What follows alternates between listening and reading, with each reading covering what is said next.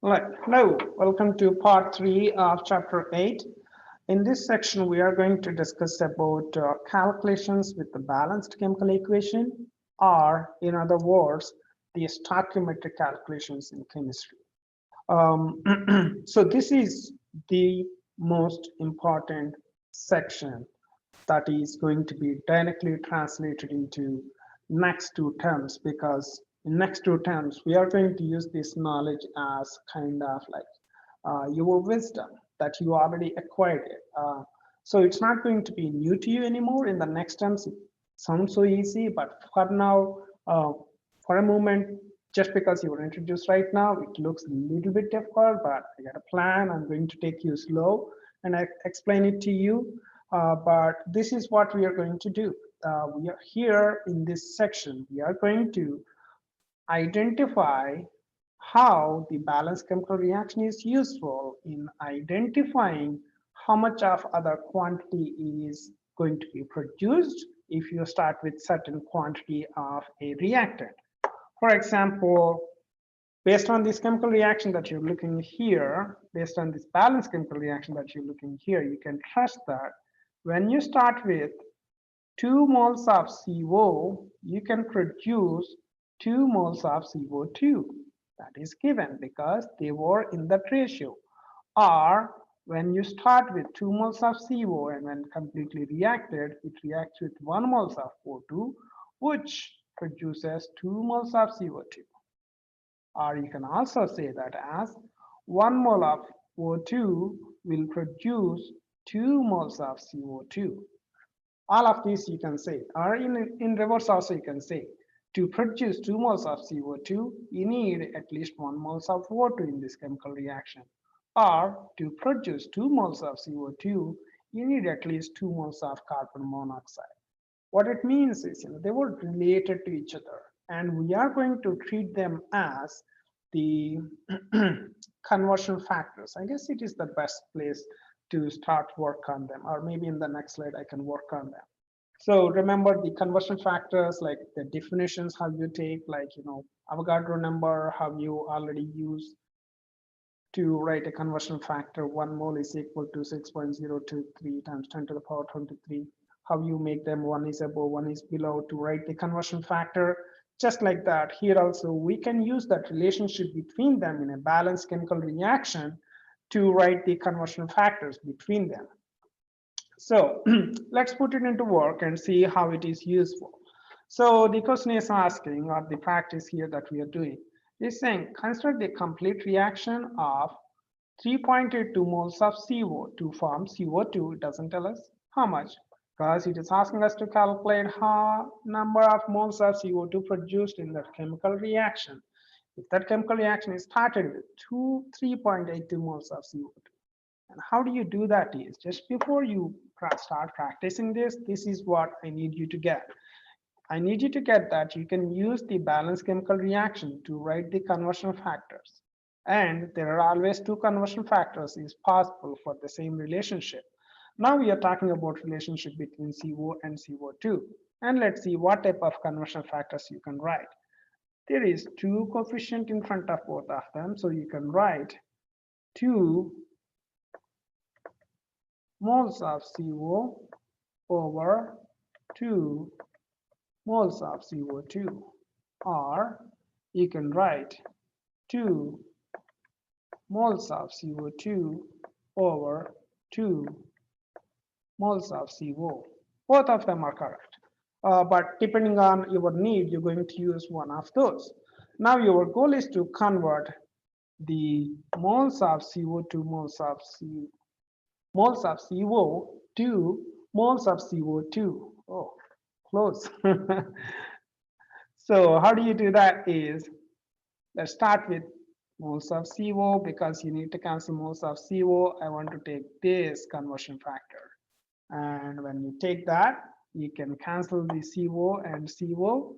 You end up with moles of CO2. Okay. That's what you have to do throughout this chapter. And this is the basic idea. Maybe in a bigger scale you do it, but this is the basic idea.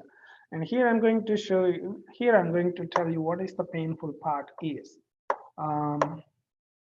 If everything is in just in moles, it's not going to look that complicated, but the weighing scale do not know the moles, right? It only know weights in grams, right? When you went to a lab and when you want to do the lab setup, you cannot ask weighing scale to weigh, half a mole or 2 moles or 6 moles. It doesn't know. What you have to do is you need to weigh it in grams, right? So for that, you have to extend these calculations beyond the moles. Moles is what is useful to convert one ratio into another ratio between reactant to reactant or reactant to product or product to reactant. But when it comes to real laboratory work, you need to be able to convert that moles to masses. So instead of this question saying 3.82 moles, what if it says 100 grams of CO? I'm just making that number. Let's see. Let me give an easy number. So carbon has 12 and oxygen has 16. So when I combine both two, 28. So let me make number 28 times 2. Let me make, okay, 38 is 24. 84. So what if the question says, okay, you start the chemical reaction with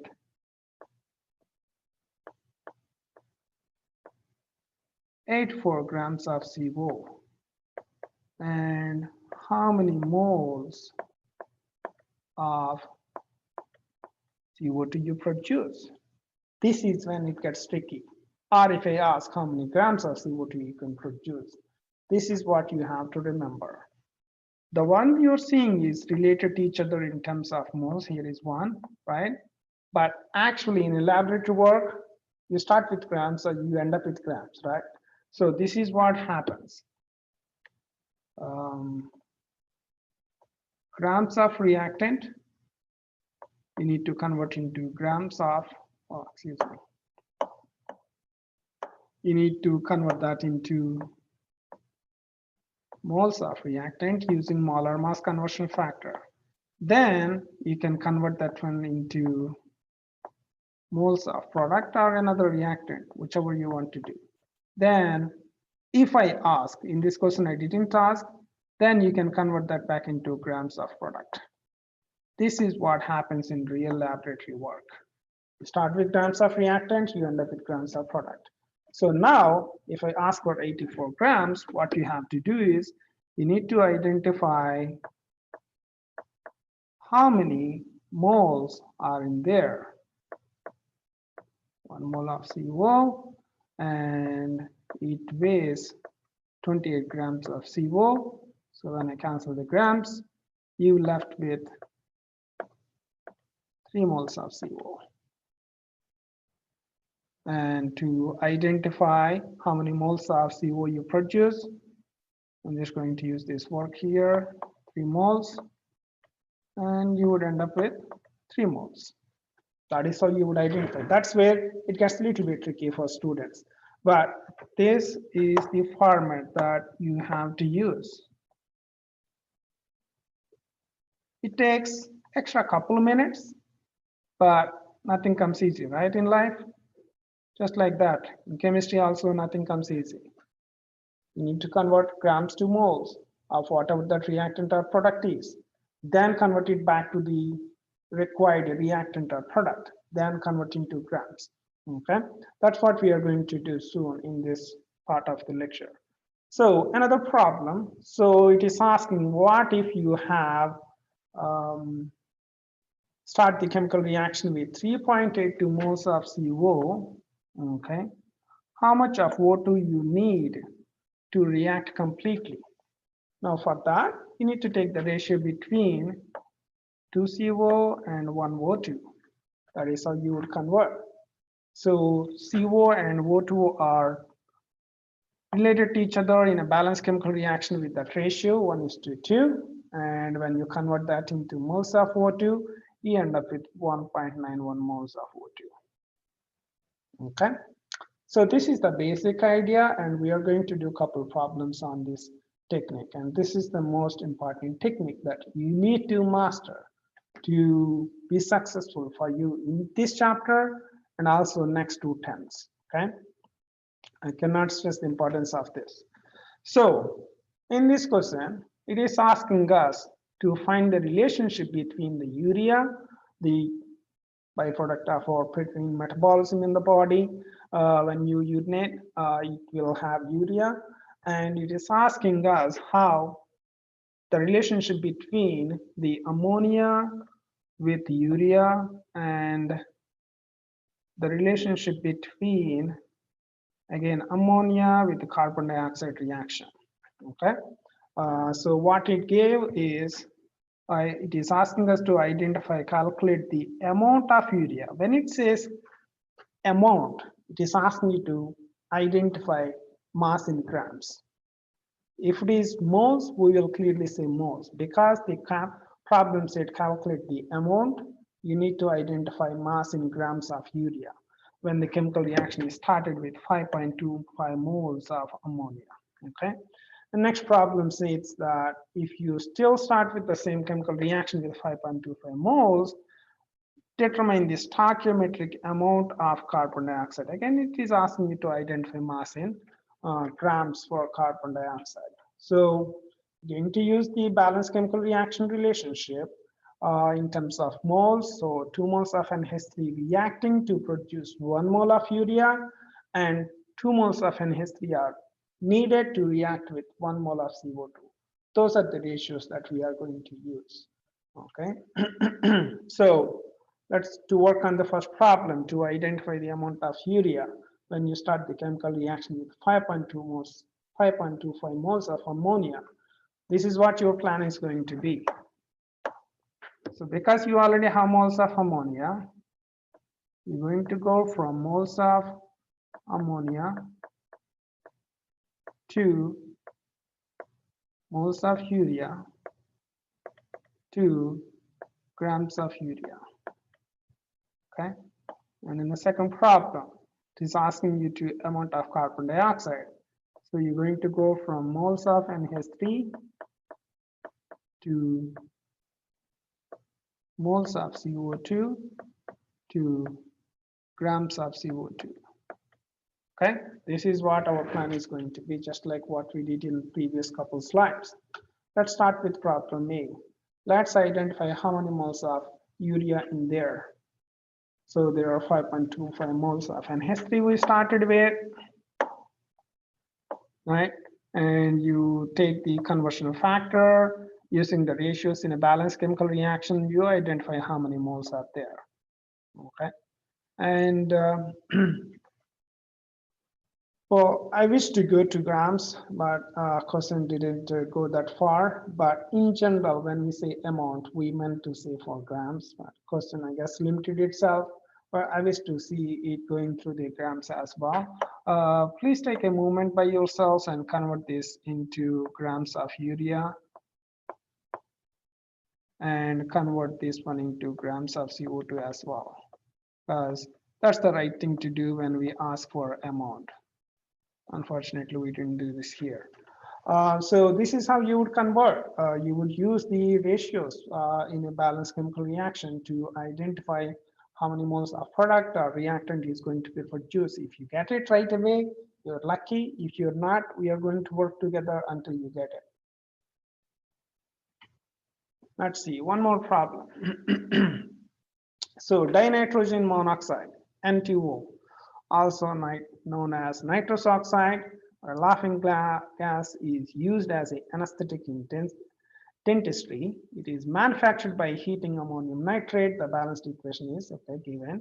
So it is asking us to calculate the mass of ammonium nitrate that must be heated in order to produce 10 grams of nitrous oxide. Okay. This is when I said, grams to moles, moles to grams is required. It's clearly asking you to identify the mass of ammonium nitrate in grams in order to get the product in grams. So long stretch problem. So second problem asking you to determine the corresponding mass of water produced in a reaction. Okay. So this is what your plan is going to be. So it doesn't matter if the given information is product or given information is reactant, it doesn't matter. In a balanced reaction, they would just relate to each other no matter how you look into it. So they gave you grams of nitrous oxide. So your plan is going to be for problem A. Let me get my pen. You start with grams of N2O. 2. Obviously, you need to go to moles of N2O. Once you do that, using the balanced chemical relationship, you're going to go to moles of the reactant, ammonium nitrate, NH4, excuse me, NO3. After that, you're going to convert that into grams of NH4NO3. And in problem B, what you're going to do is just asking you to determine the corresponding mass of water produced in the chemical reaction. What it means is if you're hoping to produce 10 grams of N2O, how much you would produce, how much of water you would produce. To do that, again, you could use how many moles of N2O you're trying to produce, okay, moles of N2O, and identify what is the relationship between moles of N2O to moles of water by converting that into moles of H2O, then converting to grams of H2O. My pen is working now. I'm going to write well. That's going to be your plan. That is how your plan should be whenever the grams are involved. Grams of the given quantity convert into moles, then use the balanced chemical relationship to write the conversion factor to identify the moles ratio of other reactant or product, then convert it slowly back to grams of product. This is the longest challenge that you will face in this chapter. You should be able to have the confidence to go through this list of 4 conversions. And I suggest you break it up. Don't try to get everything done in just calculator. I suggest you to break up one step to another, another step to another, another step to another. If you break it up, take it in small chunks, it looks easy. Do not try to do it everything in just one whole swing, okay? Don't swing for the fences. That's what we say, right, idiom? Because it doesn't always work. You can strike out. That's why take it slow. So the strategy here, you can read. If you can pause and read. I'm going to clear the ink if you want. It basically include what I just said. So my expectation is that you're going to pause the video and do it yourself. I need to correct the animation again. Just a second.